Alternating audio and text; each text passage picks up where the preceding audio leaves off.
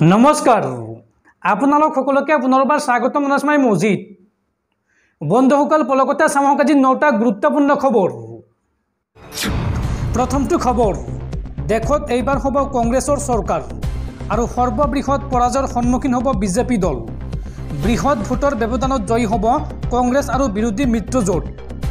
জনতাক আজিৰ দিনটোত এই কথা লিখি ৰাখিবলৈ ক'লে কংগ্ৰেছ নেতা ৰাহুল গান্ধীয়ে।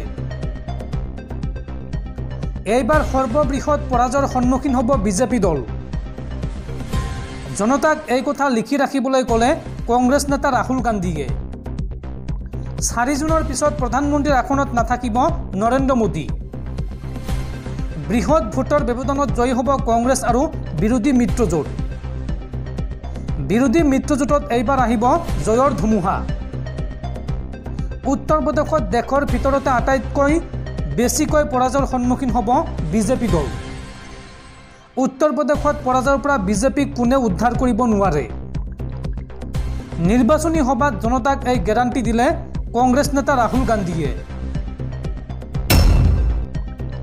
পৰৱৰ্তী খবৰ, অৱশেষত জামিন লাভ কৰিলে দিল্লীৰ মুখ্যমন্ত্ৰী অৰবিন্দ কেজৰিৱালে। দেশৰ উচ্চতম ন্যায়ালয়ে মঞ্জুৰ কৰিলে জামিন আৰু জামিন লাভ কৰাৰ পিছতে ইতিমধ্যে তিহাৰ জেলৰ পৰা মুকলি আকাশৰ তললৈ ওলাই আহিছে দিল্লীৰ মুখ্যমন্ত্ৰী অৰবিন্দ কেজৰিৱাল। অৱশেষত জামিন লাভ কৰিলে দিল্লীৰ মুখ্যমন্ত্ৰী অৰবিন্দ কেজৰিৱালে। উচ্চতম ন্যায়ালয়ে মঞ্জুৰ কৰিলে অৰবিন্দ কেজৰিৱালৰ জামিন। 1 জুনলৈ অন্তৱৰ্তীকালীন জামিন লাভ কৰিছে অৰবিন্দ কেজৰিৱালে। নিৰ্বাচনী প্ৰচাৰৰ বাবে অৰবিন্দ কেজৰিৱালে বিচাৰিছিল জামিন আৰু 21 মাৰ্চত ইডিয়ে গ্ৰেপ্তাৰ কৰিছিল দিল্লীৰ মুখ্যমন্ত্ৰীগৰাকীক। 21 মাৰ্চৰ পৰা আজি পৰ্যন্ত জেলৰ ভিতৰতে আছিল দিল্লীৰ মুখ্যমন্ত্ৰী অৰবিন্দ কেজৰিৱাল। দিল্লীৰ সুৰানীতিৰ গোচৰত গ্ৰেপ্তাৰ কৰা হৈছিল দিল্লীৰ মুখ্যমন্ত্ৰী অৰবিন্দ কেজৰিৱালক। আৰু 2 জুনত পুনৰ আত্মসমৰ্পণ কৰিব লাগিব মুখ্যমন্ত্ৰী অৰবিন্দ কেজৰিৱালে। দেশৰ উচ্চতম ন্যায়ালয়ে জামিন মঞ্জুৰ কৰাৰ পিছতে ইতিমধ্যে মুকলি আকাশৰ তললৈ ওলাই আহিছে দিল্লীৰ মুখ্যমন্ত্ৰী অৰবিন্দ কেজৰিৱাল আৰু 1 জুনলৈকে অন্তৱৰ্তীকালীন জামিন লাভ কৰিছে দিল্লীৰ মুখ্যমন্ত্ৰীগৰাকীয়ে। 1 জুনৰ পিছত অৰ্থাৎ 2 জুনত পুনৰ আত্মসমৰ্পণ কৰিব লাগিব দিল্লীৰ মুখ্যমন্ত্ৰী অৰবিন্দ কেজৰিৱালে। পৰৱৰ্তী খবৰ, এইবাৰ সৰ্বকালৰ অভিলেখ ভংগ কৰিলে কাজিৰঙা ৰাষ্ট্ৰীয় উদ্যানে। 2023-24 পৰ্যটন বৰ্ষত কাজিৰঙাৰ মুঠ পৰ্যটকৰ সংখ্যা 3,27,493 গৰাকী আৰু এই বৰ্ষটোত কাজিৰঙাৰ ৰাজহৰ পৰিমাণ 8.8 কোটি টকা। বন্ধুসকল, তাৰপিছত 4 নম্বৰ খবৰটো জনোৱাৰ আগতে আপোনালৈ এটা সৰু ৰিকুৱেষ্ট, যদি তেওঁলোকে এইটো ভিডিঅ'ত লাইক কৰা নাই তেন্তে প্লিজ এটা লাইক কৰি দিয়ক আৰু এনেকুৱা ধৰণৰ নতুন নতুন ভিডিঅ' পাবলৈ চেনেলটো ছাবস্ক্ৰাইব কৰি কাষত থকা বেল আইকনটো প্ৰেছ কৰি ৰাখক। পৰৱৰ্তী খবৰ, ভাৰতীয় নিৰাপত্তাৰক্ষীৰ বৃহৎ সফলতা। মাওবাদীৰ সৈতে হোৱা ভয়ংকৰ গুলীয়াগুলীত শীৰ্ষ মাওবাদী নেতাসহ 6জনকৈ দুৰ্ধৰ্ষ মাওবাদী সদস্যক গুলীয়াই হত্যা ভাৰতীয় নিৰাপত্তাৰক্ষীৰ। শুকুৰবাৰে পুৱা ছত্তীশগড়ৰ বিজাপুৰৰ পিৰিয়া বনাঞ্চলত নিৰাপত্তা বাহিনী আৰু মাওবাদীৰ মাজত সংঘটিত হোৱা ভয়াৱহ সংঘৰ্ষত 6জনকৈ দুৰ্ধৰ্ষ মাওবাদী সদস্য নিহত হোৱাৰ বাতৰি পোৱা গৈছে। বনাঞ্চলত আত্মগোপন কৰি থকা মাওবাদীৰ কেইবাগৰাকীও শীৰ্ষ নেতাক ঘেৰাও কৰি ৰাখিছে নিৰাপত্তা বাহিনীয়ে।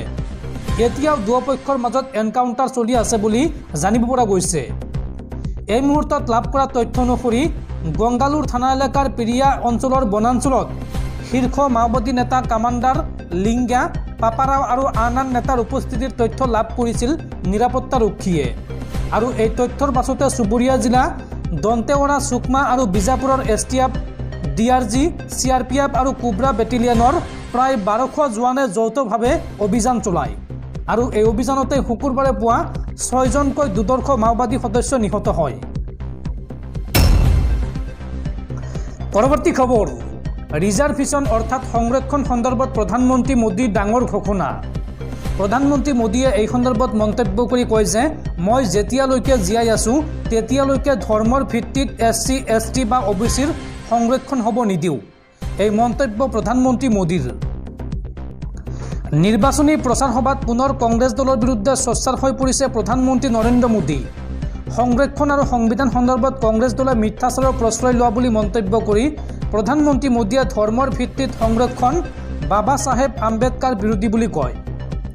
মহাৰাষ্ট্ৰৰ নন্দুৰবাৰত আয়োজিত এখন জনসভাত ভাষণ প্ৰদান কৰি মোদীয়ে কয় যে মোদী যেতিয়ালৈকে জীয়াই থাকে ধৰ্মৰ ভিত্তিত ST SC আৰু OBCৰ সংৰক্ষণ তেতিয়ালৈকে হ'বলৈ নিদিওঁ। এই মন্তব্য প্ৰধানমন্ত্ৰী মোদীৰ। সংৰক্ষণৰ বিষয়ত বিৰোধীক চোকা বাক্যবাণেৰে সমালোচনা কৰি প্ৰধানমন্ত্ৰী মোদীয়ে কয় যে কৰ্ণাটকৰ কংগ্ৰেছ চৰকাৰৰ সকলো মুছলমানক OBC শিতানত অন্তৰ্ভুক্ত কৰি ৰাতিটোৰ ভিতৰতে সংৰক্ষণ দিলে। আপোনাৰ কোঠা কাঢ়িলৈ মুছলমানক দিয়াটোৱে হৈছে কংগ্ৰেছৰ গোপন এজেণ্ডা। যেতিয়ালৈকে মই জীয়াই আছোঁ তেতিয়ালৈকে মই ধৰ্মৰ ভিত্তিত মুছলমানক সংৰক্ষণৰ ব্যৱস্থা কৰিবলৈ নিদিওঁ। ধৰ্মৰ ভিত্তিত সংৰক্ষণৰ সুবিধা প্ৰদান কৰাটো আমাৰ সংবিধানত সন্নিৱিষ্ট মূল্যবোধ আৰু নীতি বিৰুদ্ধ। এই মন্তব্য মোদীৰ। এই জনসভাতে প্ৰধানমন্ত্ৰী মোদীয়ে কংগ্ৰেছক তীব্ৰ সমালোচনা কৰি কয় যে কংগ্ৰেছে কেতিয়াও জনজাতীয় সমাজক সন্মান নিদিলে আৰু দিবলৈও নিদিলে।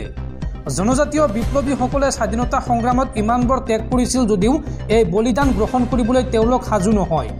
সমগ্ৰ স্বাধীনতা সংগ্ৰামৰ কৃতিত্ব কংগ্ৰেছে মাত্ৰ এটা পৰিয়ালকহে দিয়ে।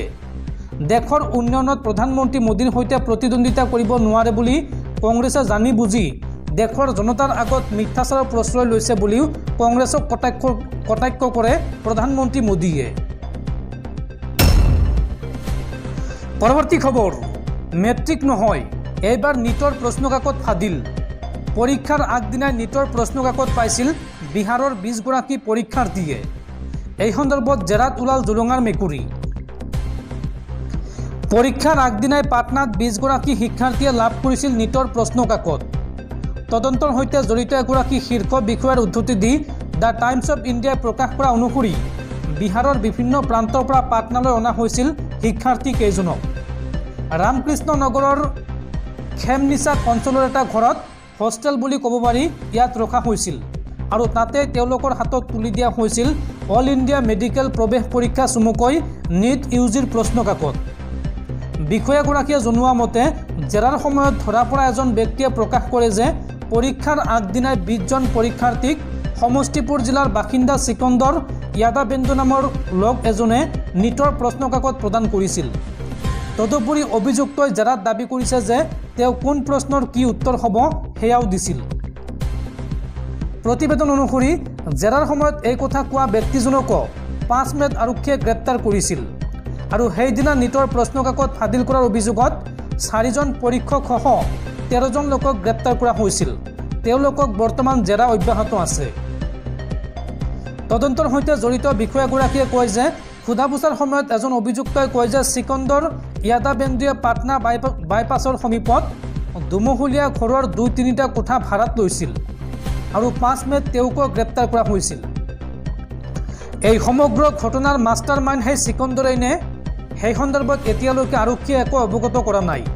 অৱশ্য চিকন্দৰ যে ডাঙৰ মাছ আছিল তাত কোনো সন্দেহ নাই। এই সন্দৰ্ভত প্ৰতিবেদনত এজন শীৰ্ষ বিষয়াৰ উদ্ধৃতি দি কোৱা হৈছে যে জেৰাৰ সময়ত অভিযুক্তই কয় যে নীট পৰীক্ষাৰ আগদিনা অৰ্থাৎ 4 মেত চিকন্দৰে 2খন বাহনত 20 জনতকৈ অধিক পৰীক্ষাৰ্থী আনিছিল। পিছত নীটৰ প্ৰশ্নকাকত আৰু উত্তৰসমূহ প্ৰাৰ্থীৰ হাতত অৰ্পণ কৰা হয় আৰু যিখন বাহনত প্ৰাৰ্থীসকলক অনা হৈছিল সেই বাহনখন ইতিমধ্যে জব্দ কৰা হৈছে। প্ৰতিবেদন অনুসৰি নাম প্ৰকাশ নকৰাৰ চৰ্তত এজন আৰক্ষী বিষয়াই কয় যে চিকন্দৰে ভাড়াত লোৱা ঘৰটো খালী হৈ পৰি আছিল। কৰোনা মহামাৰীৰ আগতে তাত শিশুৰ বাবে এখন বিদ্যালয় আছিল আৰু তাতে নীট প্ৰাৰ্থীসকলক ৰখা হৈছিল। আৰক্ষী বিষয়াগৰাকীয়ে জনোৱা মতে পৰীক্ষাৰ দিনা তেওঁলোকক তাৰ পৰা পোনে পোনে পৰীক্ষা কেন্দ্ৰলৈ লৈ যোৱা হৈছিল। পৰৱৰ্তী খবৰ, দেশত লোকসভা নিৰ্বাচন চলি থকাৰ মাজতে পুনৰ হলঠেকত পৰিছে বিজেপি। এইবাৰ বিজেপিৰ বাহুবলী নেতা ব্ৰিজ ফুকনৰ বিৰুদ্ধে যৌন নিৰ্যাতনৰ প্ৰমাণ লাভ কৰিছে দিল্লী আদালতে। দিল্লীৰ ৰাউছ এভিনিউ আদালতে বিজেপিৰ বাহুবলী নেতা ব্ৰিজ ফুকন চৰণ সিঙৰ বিৰুদ্ধে অভিযোগ উত্থাপন কৰে। ৰাষ্ট্ৰীয় মল্লযুঁজ ফেডাৰেশ্যনৰ প্ৰাক্তন সভাপতি ব্ৰিজ ফুকনৰ বিৰুদ্ধে যৌন নিৰ্যাতনৰ অভিযোগ উত্থাপন হৈছে।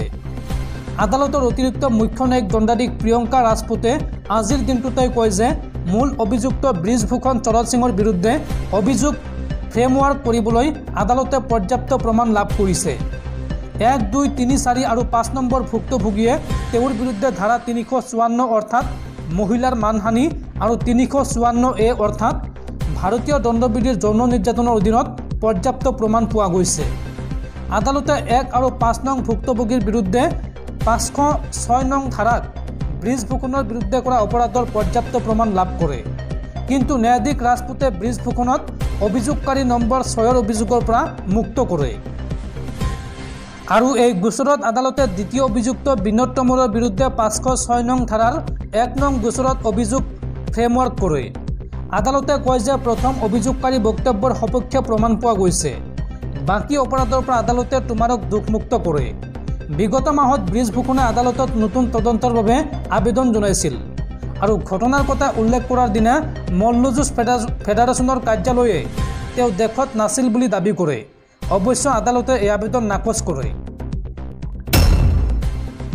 পৰৱৰ্তী খবৰ, ৰাজ্যত পুনৰ উৎকোচ কাণ্ড। এইবাৰ 5,000 টকাৰ উৎকোচ লৈ ধৰা পৰিল এগৰাকী বিডিঅ'। গোৱালপাৰাৰ মাটিয়া উন্নয়ন খণ্ডৰ বিষয়া ধৃত চহৰ আলী চিকদাৰ।